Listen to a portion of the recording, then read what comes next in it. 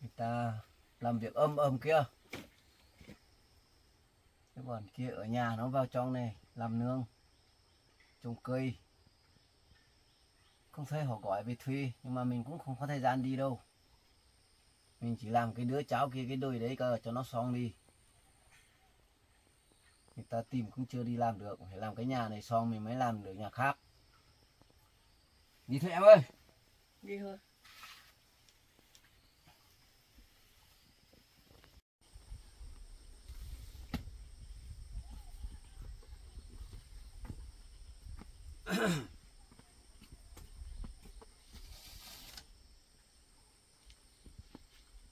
Không dùng răng tay nữa.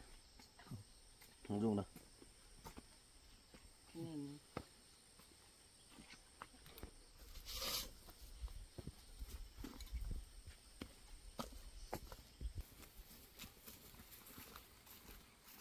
Không đi xe à?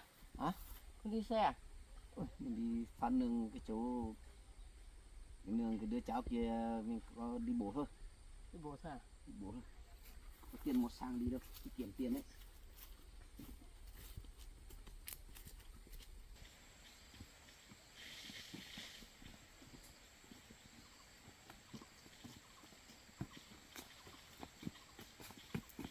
Lấy nước không? Đây phải tí nước đi uống ấy. Thì lấy uống, lấy chặt tươi á, lấy uống á.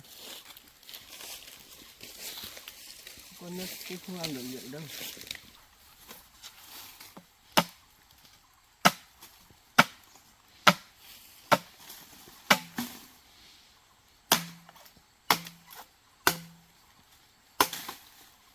Ta lau vào cổ đậm lắm.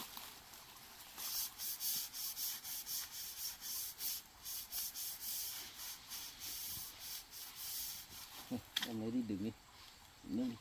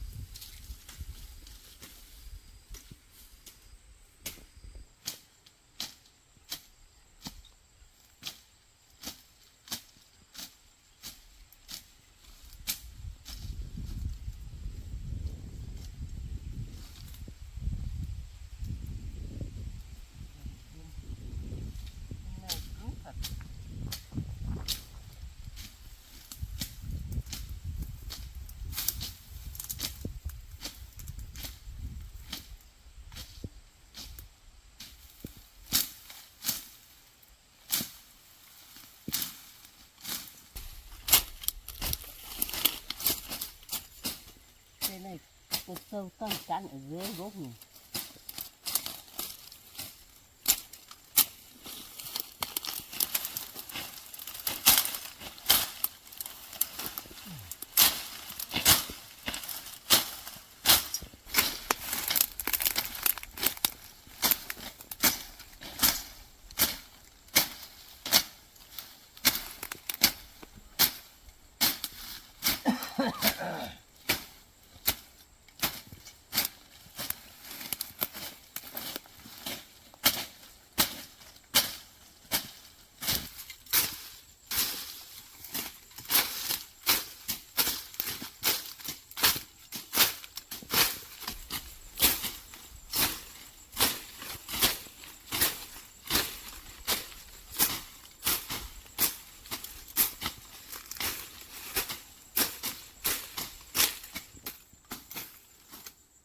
Em ơi, Gì?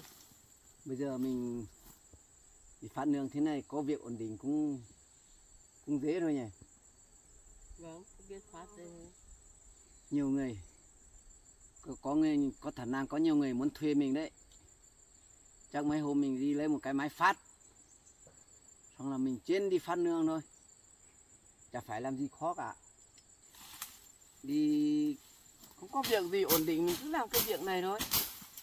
Phát ấy phải tí tiền thì lấy mãi thôi. Việc này làm thấy được thôi, tiền thì vẫn được như họ. Làm công việc gì nó cũng chỉ thế thôi, mỗi ngày chỉ 100-200 nghìn thôi.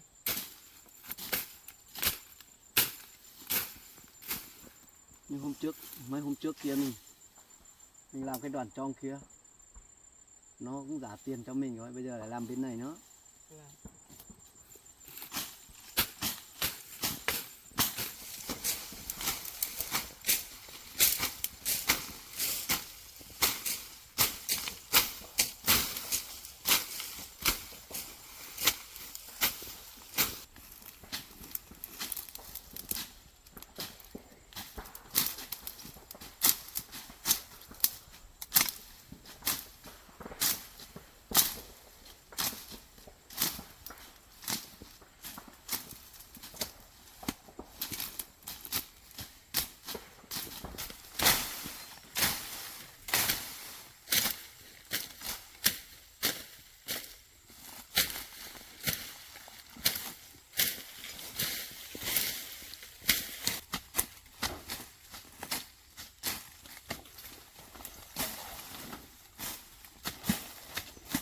Nước đâu nhỉ?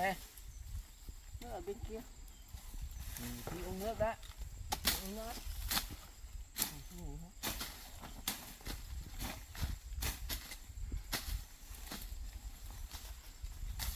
Uống nước thì ngủ.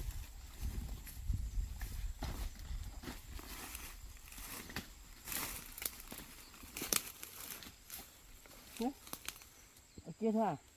Mùi đầy lô, mệt lắm mùi. Đến nơi cho anh uống.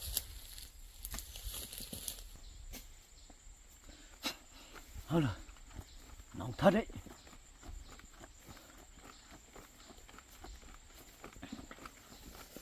Nước đây. Được.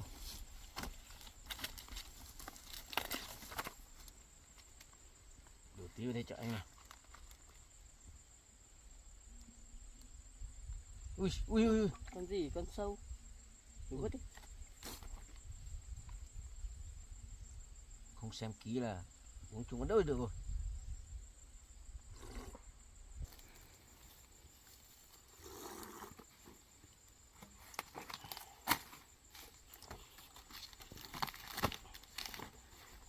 Để mang nước về, uống nước nó đỡ tí. Mấy hôm trước không mang nước về khát nước lắm.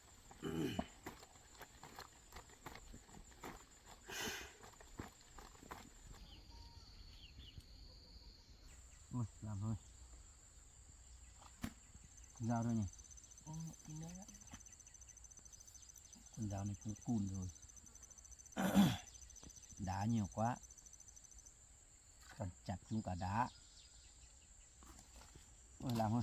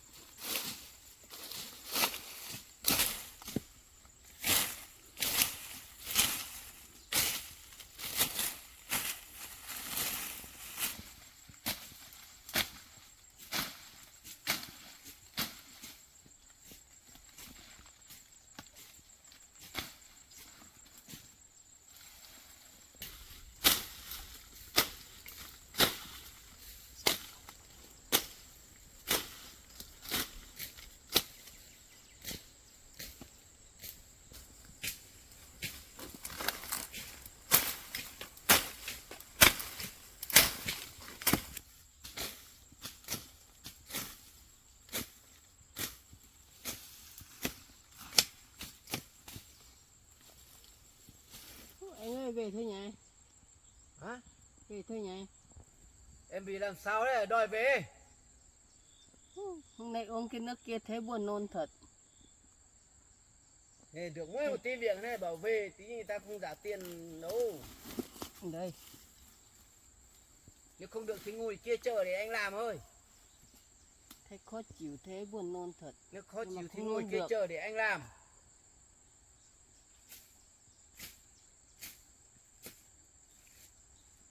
Thật.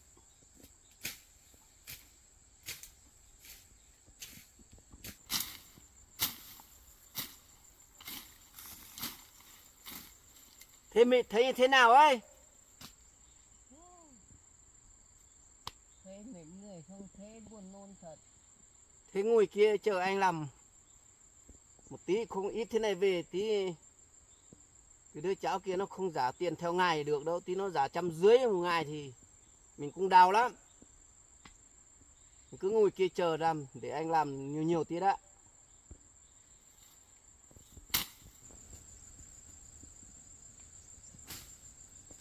Không làm được nhiều.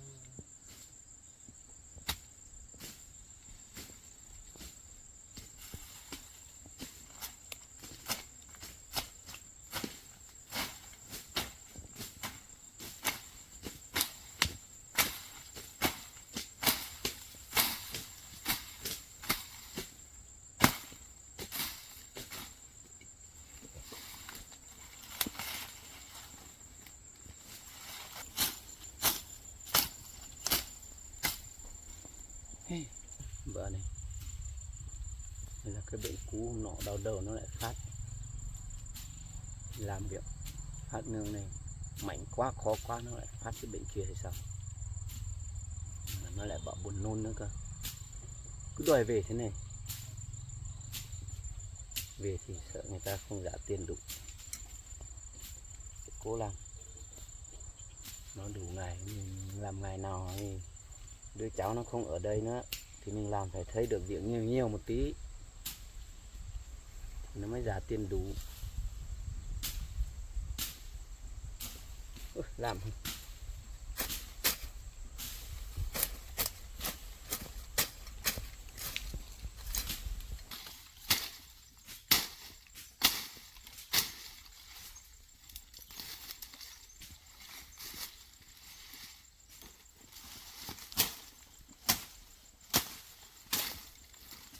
Anh ơi.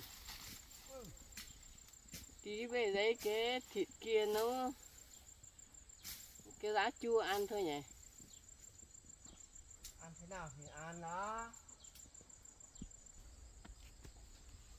Tự dưng em thấy thèm chua thật đấy. Ra bên này không nghe thấy gì đâu.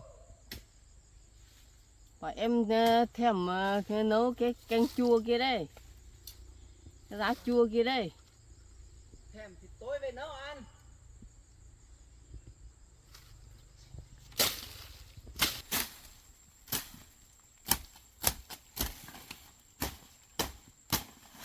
Thôi, mệt lắm á. Mình không thấy mệt gì đâu. Mà có chịu lắm. Thấy người khó chịu á. Mà không biết thế nào đấy. Thế cứ ngồi kia để anh khác làm cũng được. Ngồi chờ anh làm một lúc. Giúp em này. Làm.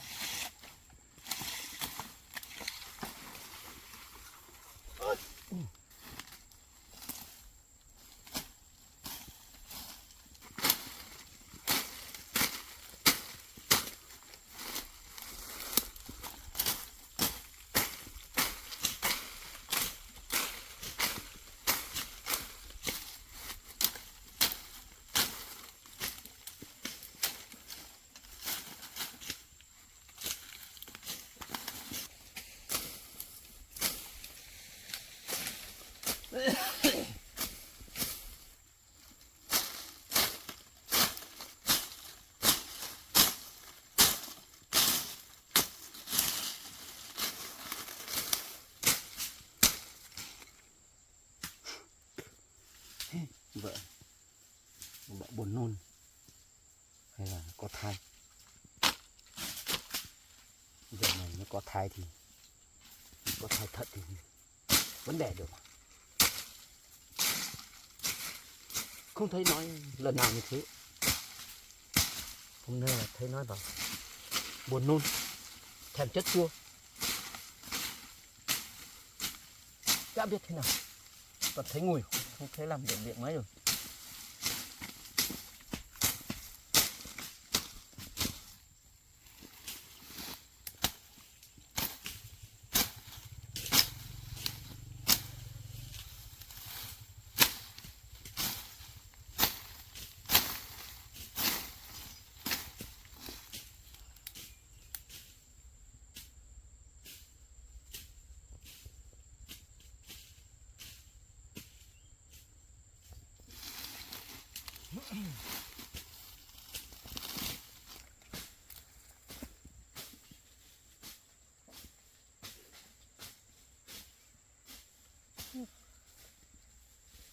Phát không thấy được nhiều lắm đấy.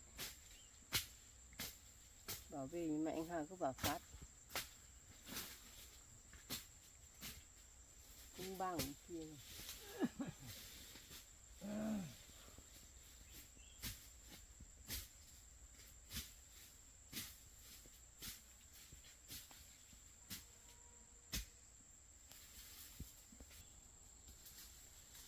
Người không biết thế nào, không thấy mệt mệt, không biết bị thế nào, làm sao.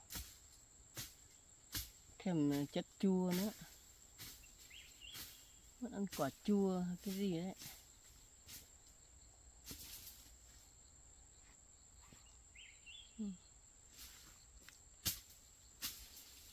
Người không khỏe, không muốn làm được việc nữa.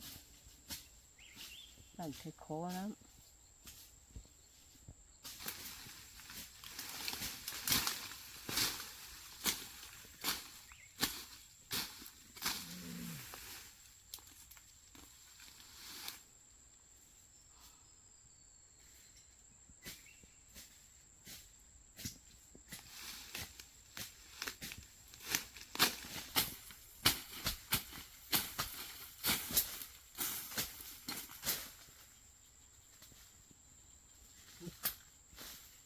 Chắc thấy chiều tí nào chắc là mùi rồi.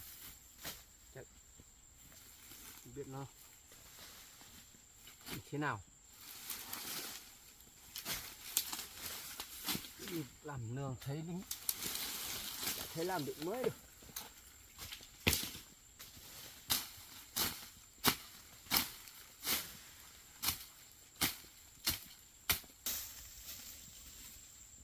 Nhìn như kiểu nó khác khác đấy. Không thấy mặt đỏ, mắt thấy mặt xanh.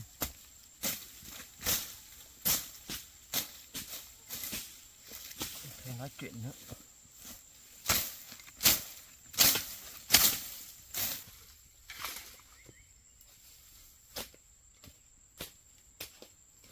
Muốn về nhá? Muốn về nhá? Muốn về đó. Khó chịu lắm. Không làm nổi việc gì à? Vâng. Còn muốn ngồi thôi. Thì làm một tí nữa là cũng về thôi. Ngồi kia chờ anh làm một tí đã. Lúc đã.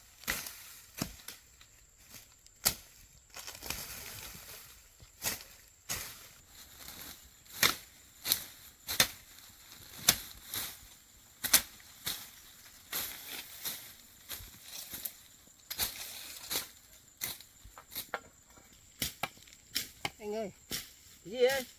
củi này đẹp tí mình lấy một bó về đốt nhỉ. Ốm rồi mà bảo yếu còn lỏ lấy củi. Về không có cái gì nấu cơm ăn. Thế em lấy củi thì lấy. Đốt không thấy nên mấy đâu. Thế thì lấy củi đi. Củi Không mới phát có, được nương lấy củi cũng được. củi mới có than. Tí mình về đến nhà là củi nó cũng về đến nhà rồi. Thế anh Thân Nương em lấy củi nhá. Vâng. Phát nương. Nhưng mà Em lấy củi thì lấy. không biết có lấy được không. Ô đời ơi đẹp lắm. Ô.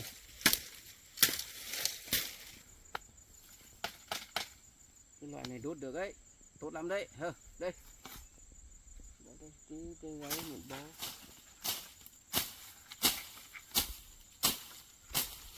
Đi ra một tí gì.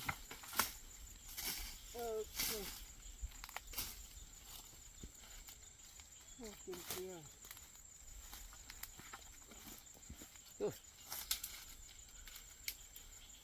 Tiếp trên đường. Thì đấy thì đi. Phát cái chỗ này nó là không về à.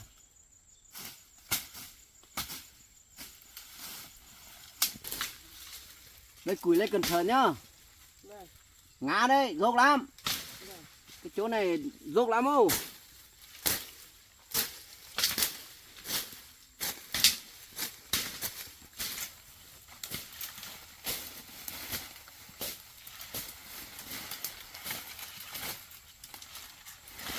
Đẹp đấy. Để thì lấy đi. Đừng cho ngã là được.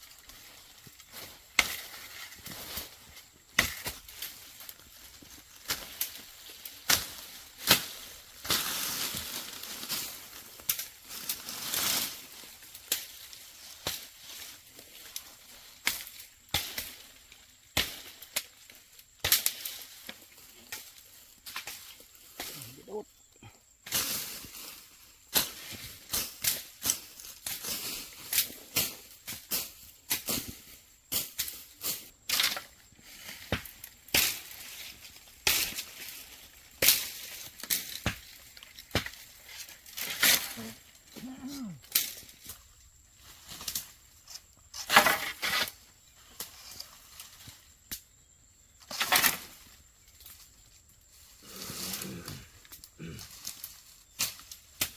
Bằng đấy được rồi, đi về thôi.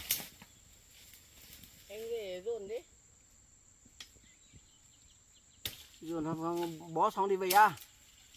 Dồn đi, dồn không bó đi. Không lấy nữa. Rồi. Bảo người khó chịu rồi còn đi lấy. Củi đẹp lắm. Nhà không có cái gì dùn. Đi về thôi.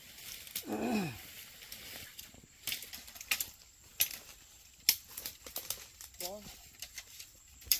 Dồn làm không bó.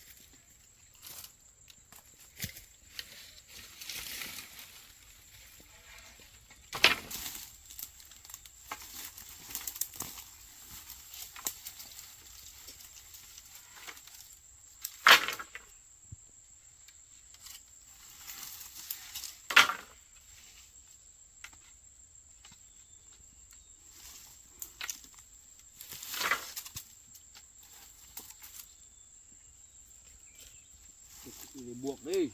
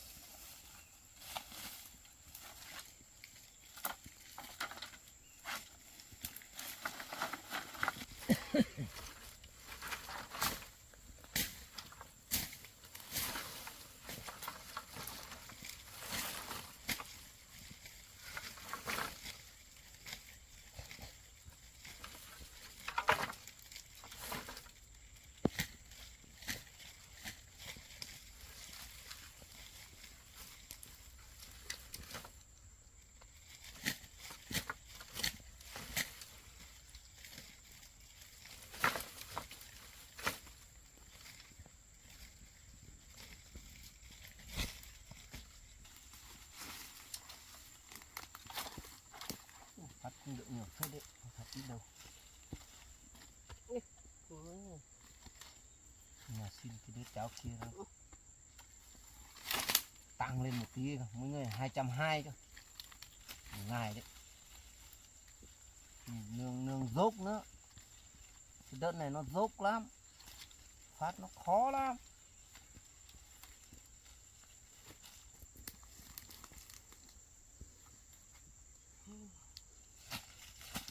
đi về thôi nhỉ, đi về thôi làm nữa bằng này cũng bằng cái lối hôm trước kia rồi đi về thôi nhỉ, đi đi để anh gánh cho anh gánh nhá. anh bảo người khó chịu thì anh gánh cho xuống đây đó chỗ này chả dễ hơn này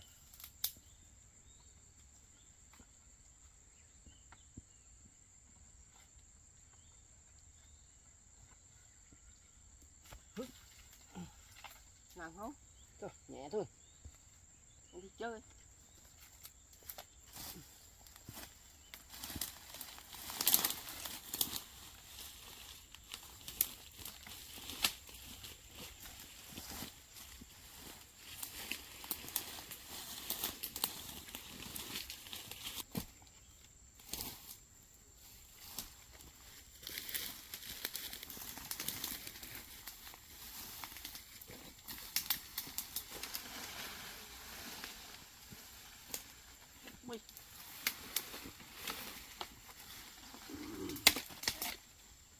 Chung cây này lên xem nhỉ.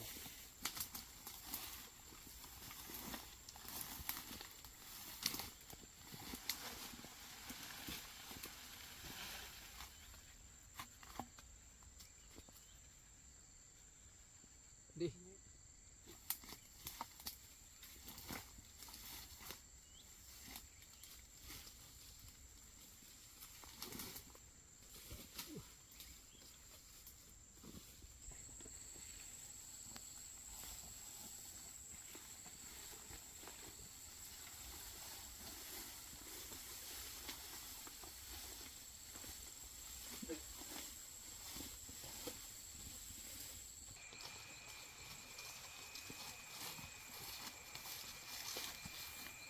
chắc lười không làm việc mấy bảo buồn nôn lá bây giờ có thấy thế nào đâu Thấy người đâu.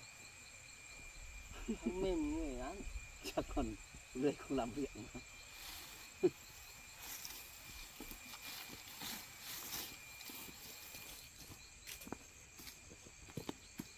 Không phải người đâu. Không biết thế nào người khó chịu xong còn thấy buồn nôn nữa chứ. Thế à Đó. đi về nhà đi tắm rửa đi sạch đi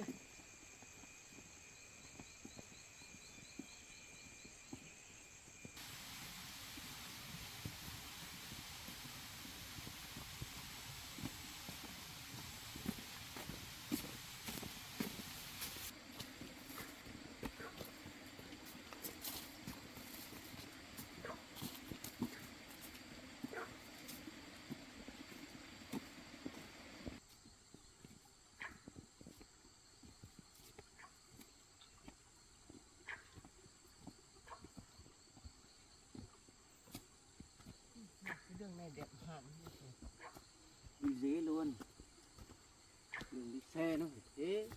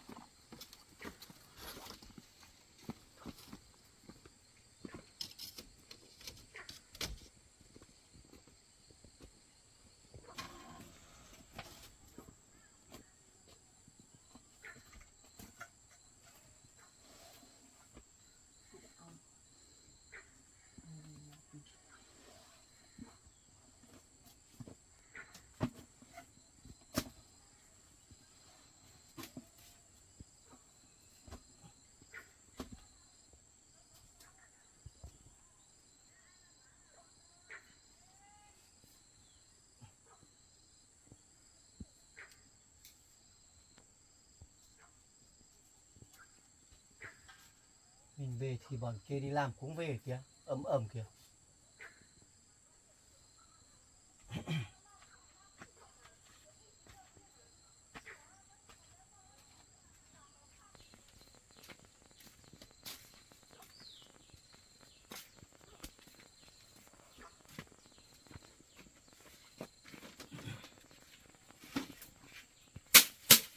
Mệt thật đấy. Mệt à? Ừ. Sao không thay quần áo đi? Ôi, mệt lắm, tí mới thay thôi. Thay Mệt luôn tí cho đã. nó không nó giảm lắm.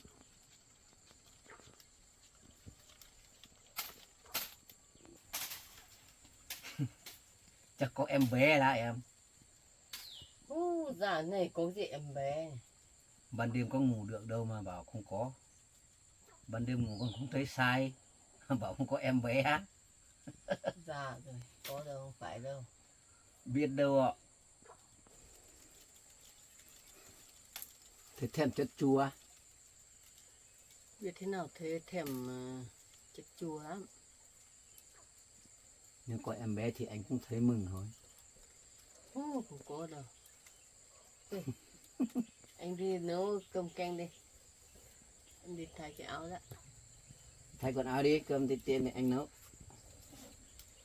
Nghỉ tí đã xong mới nấu cơm ăn.